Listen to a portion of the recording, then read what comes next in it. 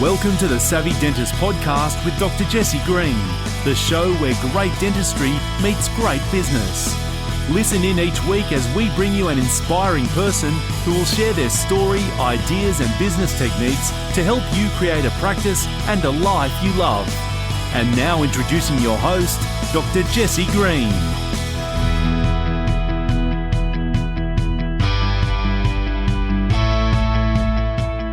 Hi everyone, welcome back to the Savvy Dentist Podcast, the show where great dentistry meets great business. Jesse Green here at the control panels as always, and today we're having a really interesting and fascinating conversation around competitive intelligence. And I guarantee you the topic is so much more than the title might suggest.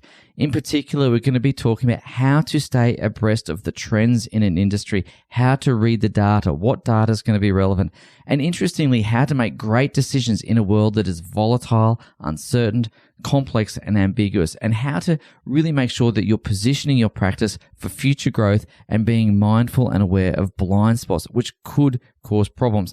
Now, my guest today is Babette Bensoussan, and she is internationally acclaimed in this space. She is the world leader. She's an academic and an entrepreneur, which is a really interesting mix because what that brings is rigor when it comes to data and analysis, as well as real-world experience in the trenches. Babette is a really fascinating human being. I enjoyed this conversation so much, and there's a rich tapestry of all the things that she shares in this conversation. If you want to find Babette, I'd really encourage you to go and check her out at MindShifts.com.au, and her work there is really fantastic. And she's got half a dozen books that she's authored, and I'd really commend them to you. She's a wonderful guest, and I really hope you enjoy this interview as much as I enjoyed recording it for you. Now, as always, you're going to want to have a pen and paper handy because there's some absolute pearls of wisdom that she shares that I know you're going to want to capture and apply for your practice. So here's Babette. Babette Bensoussan, thank you so much for taking the time to come and talk to us all the way from the Sunshine Coast today. How are you?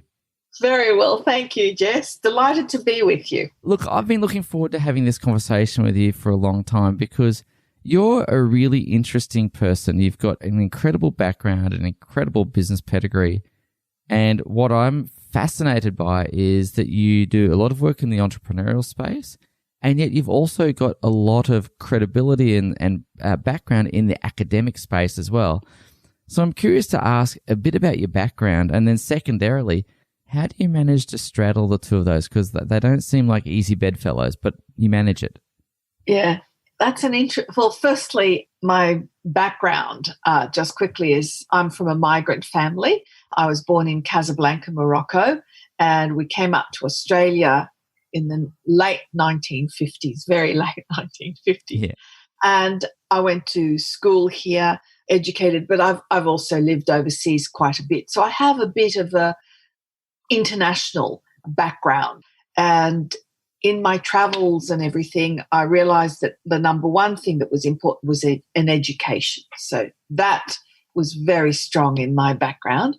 And then once I got working in corporations, I was very blessed. I was lucky. I worked for companies like Levi Strauss, Apple Computers, when they were just starting out. So I learned a lot about business, the reality of multinationals, and also I worked for some small businesses. So I had really good grounding in business. And then when I did my MBA, that's when I started my own business. And yeah, so I've been running my own business now for 30 years. Wow. I've been running my own consulting firm. And one of the things that when I was doing my business studies, I realized that a lot of firms were making decisions in vacuums. And I shouldn't say firms. A lot of leaders and CEOs were making decisions in a vacuum, thinking, oh, well, this is where we want to go, without any research, without any insight into their marketplace. And so a lot of executives were making some pretty poor decisions. And when an executive and an owner of a business makes a poor decision, it impacts far more than their back pocket. It impacts all the people that work with them. It impacts their family. And to think that a poor decision is, oh, well, we made a mistake, big deal. Well, not quite. Not if you're going to lose your business or market share. Exactly. There's massive repercussions for that. So there's a whole lot around decision making that I'd love to come to in a little moment. But specifically, as I said a moment ago, academics and entrepreneurs, it's not it's not a typical mix, is it? No, but okay. So when I started my business, the first thing I did is I had a very clear vision of where I wanted the business to be 10 years from when it started. And the first thing I said was I wanted it to be a boutique expert consultancy. Mm-hmm. Very clear. Yep. So let me ask you, when you talk about an expert, what do experts do? Well, experts have a depth of knowledge, don't they?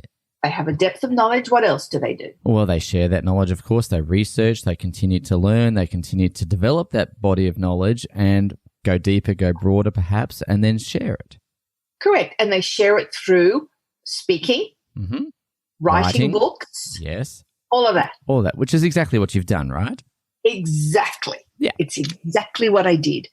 The difference is, so what happened is as a result of the constant education, I went overseas, and that's where I learned a lot about competitive intelligence. The multinationals and firms overseas that are in far more competitive markets than Australia, they tend to be much more aware of the competitive landscape. They tend to spend a lot of more money. The multinationals in particular, they have competitive intelligence units. In the 1990s, we had nothing in Australia. In 2000s, we had nothing. Now we have a couple of organisations that have got something. But we need to put certain things about Australia in perspective. Mm-hmm. So first of all, Australia is a small market. Yes, we are only 25 million people. When you look at the American market, there are 370 million people. When you look at China, when you look at India and the EU, when you take that, they're far bigger markets than 25 million. So the competition is far more intense. So what happened is I had to go overseas to learn because there was nothing here. Yeah. I went overseas, I learned, I attended conferences, courses from the Academy of Competitive Intelligence, and I started to know it so well that over the years, I became a leading expert here in Australia. Which is fantastic. And then I learned, a colleague of mine from America was coming here for sabbatical, and I always had an idea for a book. A dear professor advisor, when I was doing my MBA, I said, look, I want to do a PhD in strategy. And he says, well, what do you want to do it for? And I said, well, I want to be an expert. I want to be known. I want to beat my competition. I want to differentiate from my competition. So he said, don't do a PhD, write a book. Write a book. And now you've written about 6 of them. I have. And I co-authored them with a colleague, an American colleague. And I saw a gap in the marketplace. When I was doing my MBA, I noticed that we had to go to different books for different kinds of analytical tools to analyze a situation. Mm-hmm.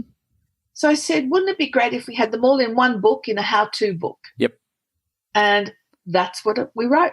We wrote different books on how to analyze different issues. And we got a publisher we put a proposal to a publisher within less than 2 months. We got our grant and we got the contract. Well done. Out of New York. This is long before self-publishing. Yeah, there were some books that were self-published, but we didn't want to self-publish, and we were going after the education market. So we went with a very, very large publisher out of New York that attacked the education market. Yes. At that time. And I know, for example, today that over 100 universities in the US alone use our books as textbooks for students. I go to the US, and people, you're the Babette Bensoussan. I did your book. I have your book. And consultants are using it. There's still analysis without paralysis is still comes up on Amazon in the top 1% of best-selling business books. Well done, you. And look, the beauty of that, of course, is the impact. There's a massive ripple effect writing the book. Absolutely. Hats off. Yeah.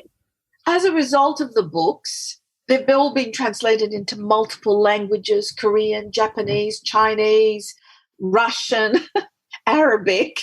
They're in multiple languages.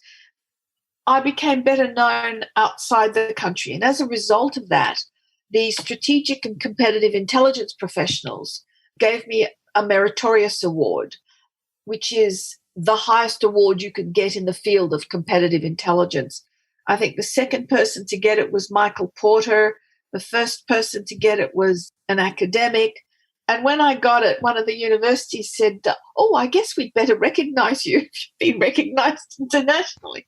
And they appointed me an adjunct professor. But prior to that, I'd been teaching competitive intelligence in MBA programs, guest lecturing. I taught it in the US. I then taught it in the first ever MBA program in China to address competitive intelligence. The numbers in China are phenomenal. That's another story. Yeah. So let's talk about competitive intelligence, because it's not a term that dentists listening to this show would be intimately familiar with. I mean, they understand the two words competition and intelligence, but when we bring them together as competitive intelligence, can you just give us a bit of an overview, I guess the layman's version of what that actually means? I think I have an understanding, but I don't want to make assumptions. But could you just walk us through what that means in practical terms? So most people, when you hear the words competitive intelligence, hear competitors. Now, competitive intelligence is about your competitive ability. How competitive are you? Now, if you just look at one area of the market, which is your competitors, sadly, if you do that, you don't see any of the disruptors that come along. So did taxi companies who did their competitive intelligence, quote, look at Uber? Or did hotels and hospitality look at Airbnb? You wouldn't look at them because they're not your competitors. Yes. Okay? So what happens is competitive intelligence is a process for gathering and analyzing information in order to derive insights to support your business objectives. So if you look at the factors that impact a dental practice, your biggest competitive issue, and that you need to monitor the closest, is the government. Why do I say government? Because of regulatory policy, because Medicare, they make the rules, Medicare, the rebates. Yep, all of that. And so they control the playing field. Yes. So technology, how it can impact dentistry and make it easier for the patients. You've got Medicare and government legislation. So when you're looking at your competitive ability, you need to understand all of that, not just competitors. If you're looking at other dentists, forget it. Yeah. You're lost because they're already doing the same as you. Well, we live in a very interesting time. Obviously globally there's a lot of things happening, but even in our small little pond of dentistry, there's a lot of change happening over the last 10 or so years. I was talking to you off air, we've seen a global financial crisis. What that meant for dentists is that some dentists stayed around in the workforce longer than anticipated. People who would traditionally have retired, didn't. So there's this build-up of dentists. Concurrently, we've seen roll-ups, corporate roll-ups, amalgamation and corporatization. We've seen the influence of health insurance companies. Forward integrating, like NIB, they've now got a dental practice. They do, and of course their core product is, for the health insurance companies at least, is insurance, but it's the value add and the packaging up of all of those things. Absolutely. So it's a really interesting landscape in which we're operating. And so with respect to come to decision making later, but I do want to talk a little bit about the sort of data that you see other businesses look for to analyze, because there'll be people listening to this podcast, Babette, saying, I understand I need to look at data. I know that I need to use it to make better decisions. I understand all that. Now, I know that there's not one metric I can ask you for or anything of that nature. There's going to be a variety of things, but typically, when you've worked with other businesses, what sort of things might they look at? Well, the first thing, I cannot stress this enough, is what is the decision you're making? Yeah.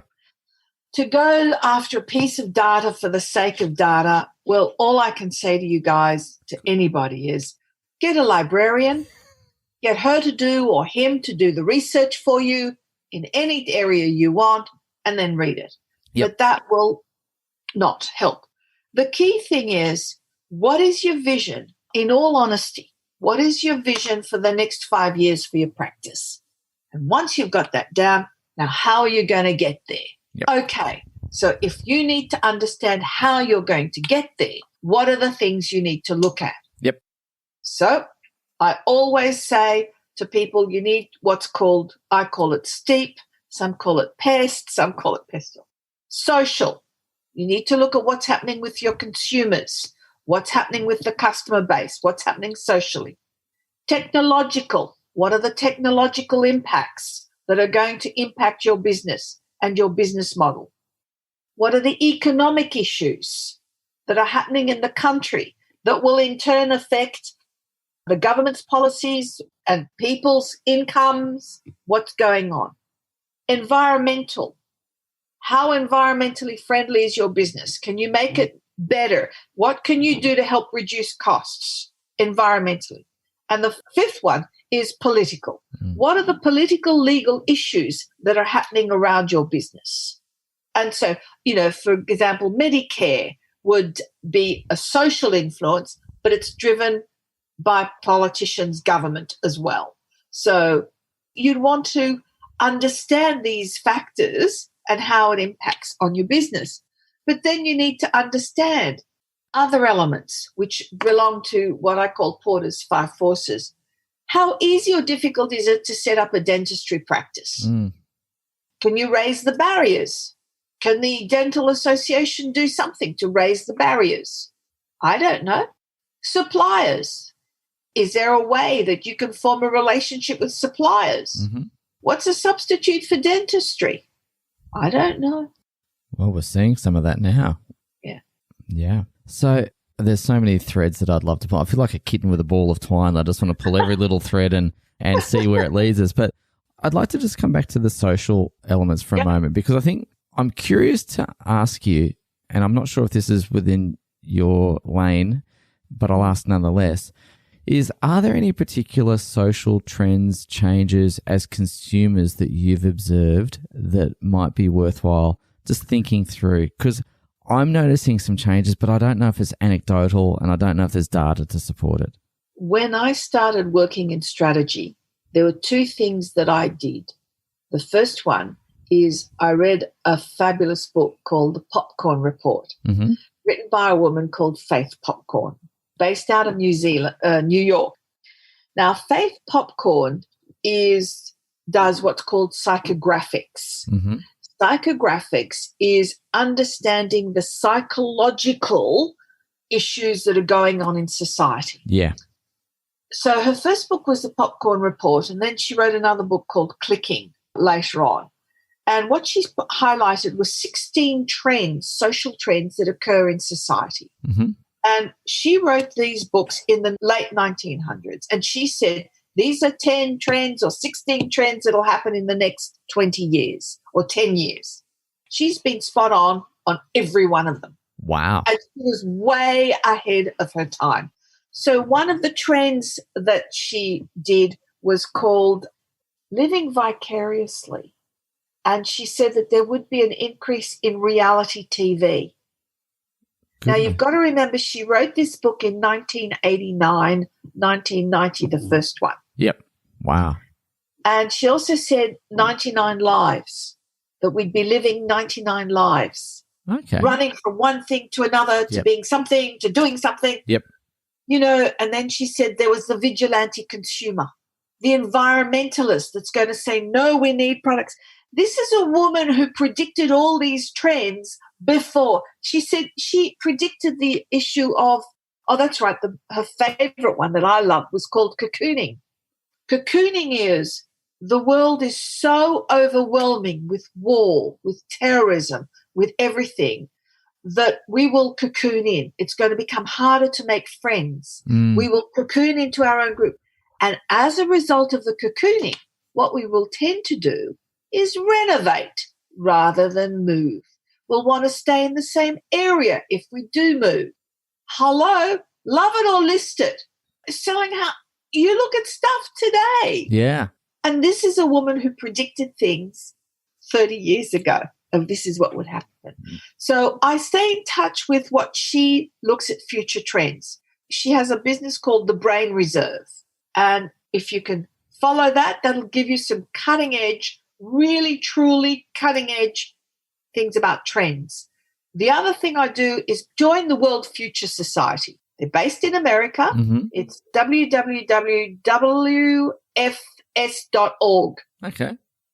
And they also look at the future trends, what's happening, and keeps you abreast. Because this is where the future lies. It's not. And the trends, you've got to remember, a trend takes 10 years to come through. Yep. And there's that great saying, it's an investing saying, but I do think it translates into business as well, that the trend is your friend in the sense that you can try as much as you like to push against it, but inevitably it gathers a certain head of steam, and if you don't go with it, you run the risk of being run over by it.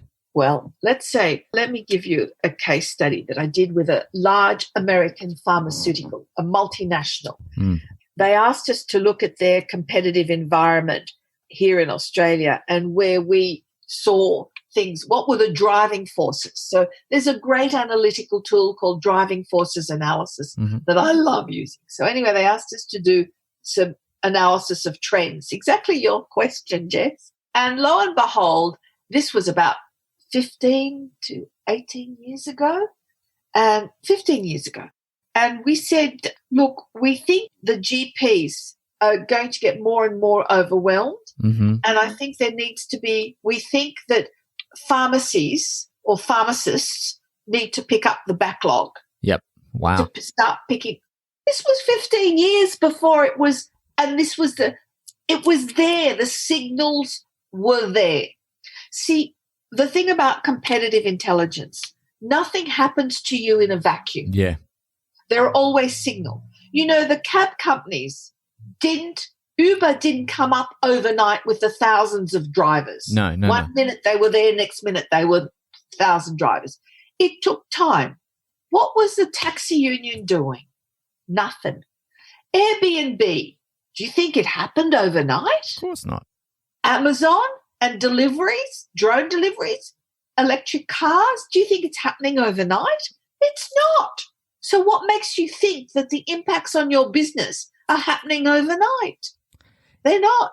It's what you said earlier, that sometimes people stick their head in the sand. Well, it's so true. And that's what I was just going to say is we can no longer afford to just assume a business as usual approach. We're going to get wiped out or at least get a significant setback. So again, we've got to keep ourselves alert to the changing landscape, look at the trends, understand those sorts of things. I do want to talk a little bit about competition versus competitive intelligence. And this is coming to a question I asked you off air, which is around, as dentists, we sometimes think of ourselves as professionals, or we do think of ourselves as professionals, not sometimes, we do. And there is a collegiate environment. And yet I spoke to you about a collegiate environment on one hand and a competitive marketplace on the other, and how they do or do not coexist. And I know you have a view on that. I'd love to hear it because I think it's a really important point. I think collegiate competition is an oxymoron. Yeah. Okay, to start off with. I agree. I think that you have competition, but there is a difference between competition, collegiality, and I'd like to add greed. So let me do an analogy. When you go to a watering hole in Africa, the lions will drink from the watering hole, as will the antelopes, as will the zebras, as will the giraffes, as will the ostriches. Yes. They are all cooperative, collegial, to drink from the same water. Yes. But when the lion is hungry, God damn it, it's going to go after that zebra. Yeah. And that's what happens. Yeah. And it's going to go after the antelope. I'm sorry. It's really interesting. I've got this image of David Attenborough in my mind as we're having this conversation. And I've got this picture and vision of all the animals around the waterhole. And, of course, it does happen. But then, of course, They're all there around the waterhole. Yeah. But when a lion is hungry, when an animal is hungry, it's going to eat. It's going to eat. Yep. So I understand competition. Does this come back to self-interest? Does this come back to the human condition of self-interest? Or is that an unrelated topic? No, I think essentially you're going to hate me for saying it. No, it's to say. I think self-interest exists for those who are lacking emotional intelligence. Oh, okay. Tell me more about that. I think the more emotionally intelligent you are, the more conscious you are of how we are all interconnected. Mm-hmm. The less emotional intelligence you have, the more you have self-interest. Okay. Because there's no connectedness to anything. No, that makes sense. So think of it on a scale. Low emotional intelligence, high emotional intelligence. Low emotional is self-interest. High emotional intelligence is the connectedness in all of us. So do you think, and I absolutely understand your point, I'm just going back to the lion metaphor. Yeah, because go on. when the lion's hungry, the lion's going to eat, basically, and he's going to push the antelope aside and devour it if he can, right? So if we take that into the business sense, though, where does the emotional intelligence and the desire or the need to put food on the table intersect? Okay, so this was not at all what we thought we'd talk about, but it's a really interesting conversation nonetheless. It is. I don't know where it intersects with humans. We know where it intersects with animals, but I think it's about values that we hold. Yeah. If you want, someone might say, look, I'm happy to have a Toyota Prius because it's, or a Tesla because it's economically, environmentally friendly and I want to help society. But someone will say, well, I don't care. I want a Ferrari. Yeah. And it comes back to how emotionally intelligence. Or someone might say, I can't afford a Tesla because it's expensive and therefore I'm going to buy a Toyota Corolla, right? Or a Toyota Prius. Go on. Well, a non-electric car, right? Yeah. So can we really judge someone for making that economic choice? And I don't think we can, right? I don't think we can. No, and I know that that's not what you're suggesting, but I'm just interested to explore that competitive tension and collaboration at the same point. There is, look, I've worked with so many multinationals. I've worked on there's no such thing as a merger. Yeah. Mergers don't exist. One acquires something. The other. Yeah, indeed. So when you're talking about collegiate behavior, I tend to really go down the emotional path of intelligence, emotional intelligence. Mm-hmm. So in negotiation, a successful negotiator will try and find some commonality between themselves and the other party. Yes. That to me is collegiate, that's high emotional intelligence. Yes. But the problem is that most people, when they go into a negotiation, it's I win, you lose. Yeah. Yep. Okay, that's competition. Yep. Yeah, no, that makes sense. Yeah. So it's very hard to generalize, which is wonderful in a way because none of us are the same. We're all different. And you know what? I actually really love that because one of the things that drives me bonkers in the world is broad brushstrokes. I think there's so many shades of grey, so much nuance, so much subtlety, and it's just, look, it's an interesting thought process. I do want to just shift gear for a second because we've touched on the fact that the world is a changing place. So we've spoken about the changing market environment. And when I have a background in the Navy as a dentist, and we used to use an acronym, which I know you're familiar with, the VUCA. Oh, yeah. Yeah. I wish all companies would get used to VUCA. I cannot tell you how many strategy workshops I have done in the past 12 months. And I say, well, how are you to a senior executives? And I say, how are you coping with the VUCA world? And they go, what? Yeah, I know. So volatile, uncertain, complex and ambiguous. Right? So it's shifting sands, lots of things happening, and it's not an easy thing. So I want to I just wanted to say, this is what gets me. Mm-hmm. when you think of companies and businesses, I know the dentists who listen to this run their own practices, but think about it. Here you are, you've got these large corporations running these big practices all over the place. And it's extraordinary that the largest organization on the planet, the military, has completely changed the way they fight. Mm-hmm. They fight now with small, sharp units. They go in for a particular purpose, a particular vision, hit, target, out. Yep. Guys, this is the way organizations are going to have to move and operate the same way. This is how you work in a VUCA world. Well, it's really interesting you bring this up because you recommend, no, this is really good, but you recommended a couple of books about the Popcorn Report and so on. And one of my favorite books is called Teams of Teams by General Stanley McChrystal. Right. And interestingly, it's a really fascinating book. And as a military person, I find it really super fascinating. But the story he tells is when the Americans went into Afghanistan, they were getting their backside handed to them by the Taliban, which to all intents and purposes were undermanned, under-resourced, and so on. But they had a really agile and fluid cell-like structure that enabled them to do exactly what you've just done. They've gone in short, sharp, and out. But even the Israelis were the first to use that. Yeah. Elite teams, short, sharp, in, pull out. They did that where they got the boats, where they whole heap of stuff. Yeah.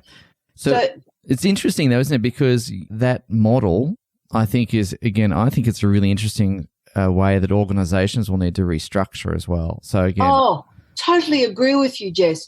I think, but one of the things I do want to share with your listeners is the word VUCA in the terms of leadership. Mm. And VUCA, as we said, was volatile, uncertain, complex, and ambiguous. Yes.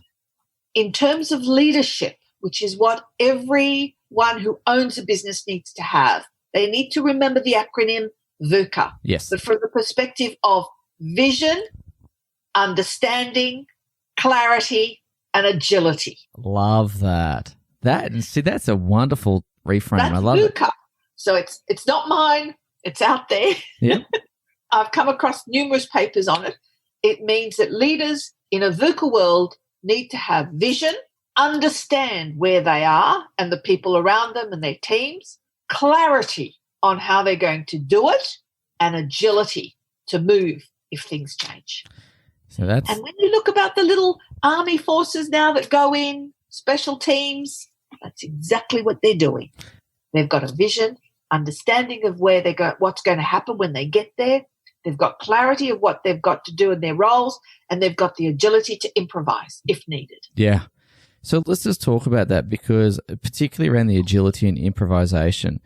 And again, you've got to remember most dentists have not had classical business training. Most dentists have gone through their university program, become good technicians at what they do. If you were to offer a few little words of wisdom around being able to respond in an agile manner, what sort of thoughts or advice might you offer someone in small business typically on that? Definitely. The key advice I would give anybody, any leader in a small business, whatever, get a coach. Yeah. Get a good business coach, not a financial planner, someone who is accredited with the International Coaching Federation, number one. They've got to be accredited with the International Coaching Federation. Number two, they've done a proper certified coaching program, mm-hmm. and they've got the business and the coaching, or they've got the coaching expertise. Yeah. Because the thing is, you want someone who can walk beside you as you learn to move your practice in the vision and direction you want it to go. Yeah. Yeah. Okay. So, and to challenge. And the key thing is to challenge the biases, your blind spots, your assumptions, the limiting beliefs you have around your practice. The blind spots. There's a whole podcast in blind spots, isn't there? There's a whole podcast. Look, I can tell you some stories of companies that were so blinded. Kodak. Oh my God, yes. Nokia. Yep. Okay. BlackBerry. Yeah. $1 billion companies, Jess. Yep. Where are they? It's not that the individuals are greedy or unkind, those CEOs. They had biases. They had blind spots. Maybe they needed to engage in a bit more competitive intelligence. Well, the thing is, let me tell you a story. Kodak did, but their focus was returned to shareholders. The board and the CEO was all about looking after shareholders. So they focused on the cash cow. The film. Bingo. And they invented the digital camera, didn't they? They had the technology. Sure did. They had the prize. What it was that in light of what was going on, they made a call.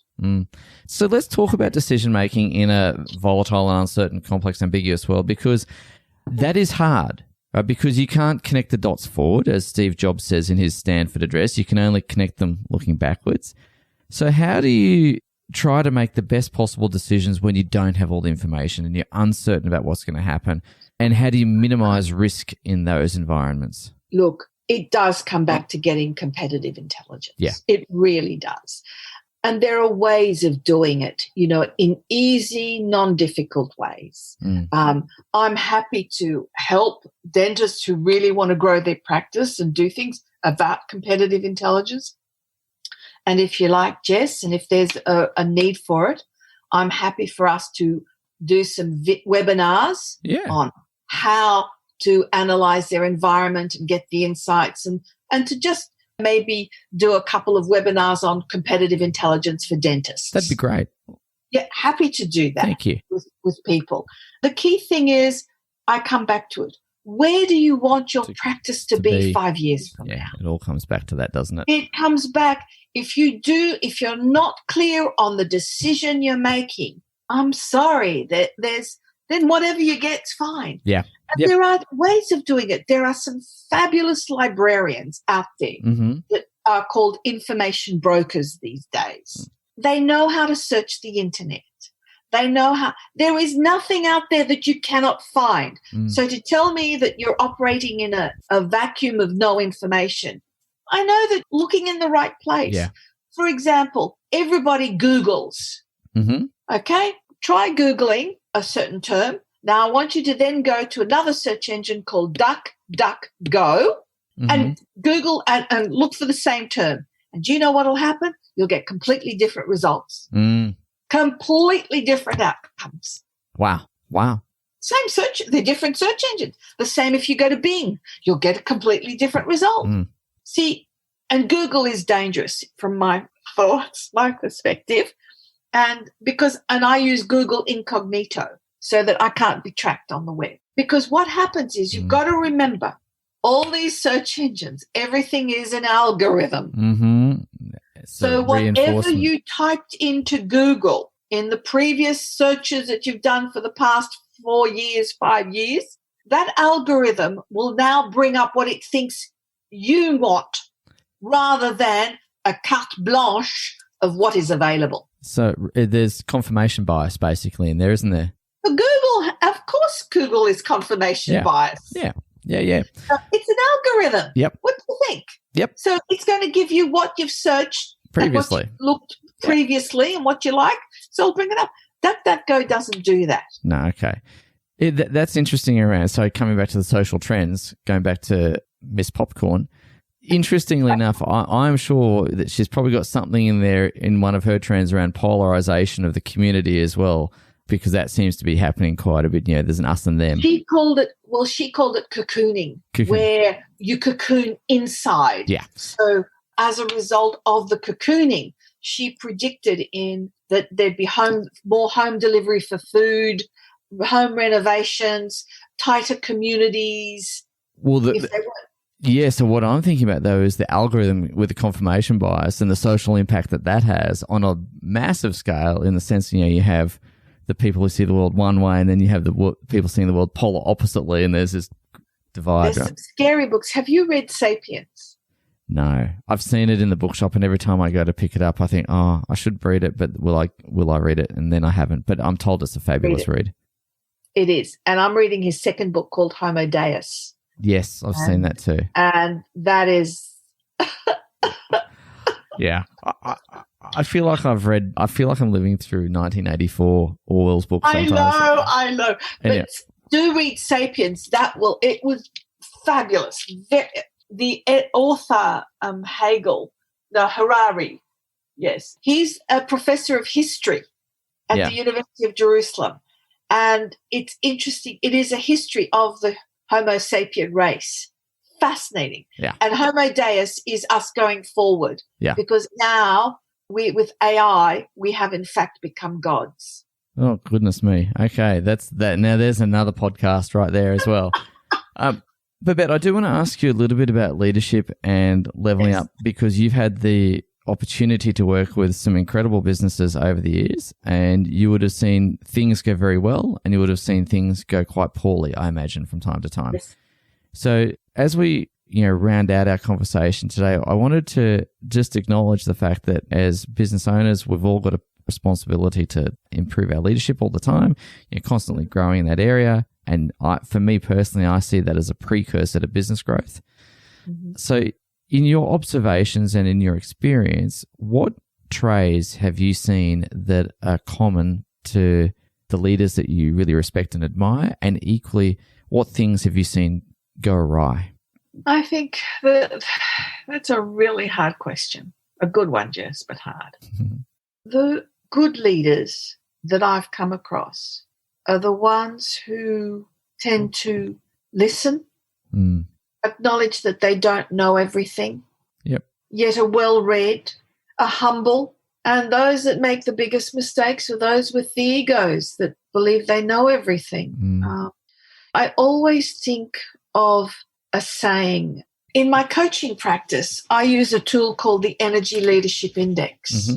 And the Energy Leadership Index is a brilliant tool developed by a psychologist out of New York, which looks at whatever you think, you will feel. As a result of what you feel, you'll then behave in a certain way. Mm-hmm. But it all starts with your thinking. Yep. And he said that there are 7 levels of thinking that create the energy. And as a result of your thinking, you will draw particular things to you. Okay? So levels 1 and 2, he said, are catabolic energy. And that is energy that's draining, resisting, limiting, all those kind of things. Yep. And energies 3 to 7 are fueling, growth-oriented, creative, and all of that.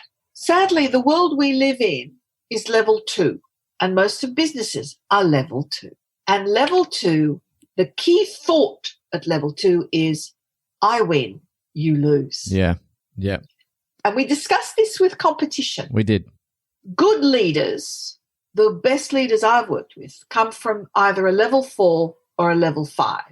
And the key thinking at level 4 is you win. So it's, how can I be of service? How can I help you? Level 5 is we all win or no one wins. And the classic is, when you think about it, is something that Nelson Mandela did when he ran for president. He said, we either pull together or Africa will lose. And he worked on that. How do we all win? So if you want a good leader, for me, a good leader is someone who says, how do we all win? How does his entire team win? How do the customers win? How do the suppliers? How do we all win? Because if we don't all win, we all lose. No one wins. I think that's a really, really powerful thought. And it's also one that is not going to be answered by glibly just thinking about it at a surface level. I think that's going to require a lot of deep thought. Yeah. There's a lot of deep work involved in that one. Yes. Babette, you've been incredibly generous with your time today, and I'm really grateful to you. And your insights are really profound. They're really interesting. I have a feeling I could talk to you for hours on end because there's lots of conversations that I really would love to have with you, and hopefully we can come back and have those another time. But for now, from all of us here at The Savvy Dentist, I want to say thank you once again. You've been really generous, really kind, and above all else, really wise, and thank you. My pleasure, and thank you very much. And if I can be of service to any of your listeners, please, I'm more than happy to help out. Thank you so much. Thank you for listening to the Savvy Dentist podcast with Dr. Jessie Green. For more free tools and resources, join the free Facebook group. visit drjessiegreen.com/Facebook. And for more episodes, visit drjessiegreen.com/savvydentist.